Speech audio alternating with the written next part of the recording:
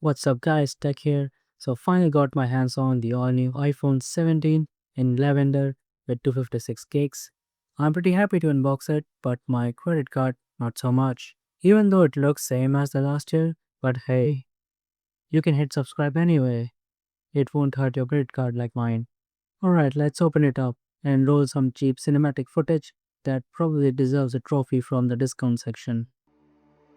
Stranded in the open, dried out tears of sorrow, lacking all emotion, staring down the barrel, waiting for the final gates to open to a new tomorrow, moving with the motion. Following the light that sets me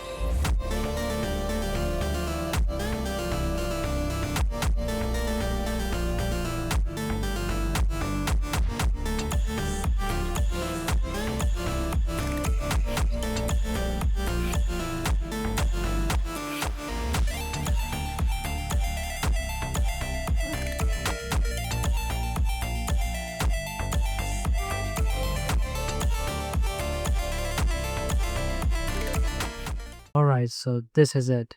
Wait, it really does look the same, just in a different color. Are they sure this isn't a 16? Did I believe just?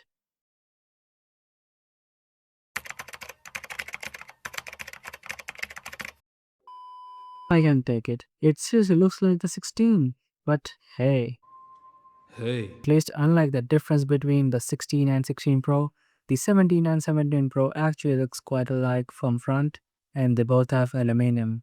So for people like me who only upgrade in odd numbered iPhones, the fact is equal to a sigh of relief. My credit card already knows the pattern. So what's new other than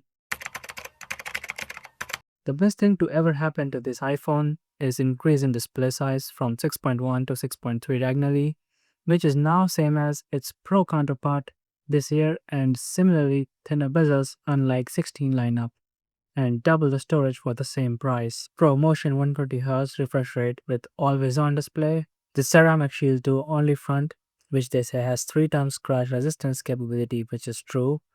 The A19, which is apparently better than the A19 Pro in the iPhone Air, which for an average consumer is similar to an A13 Bionic.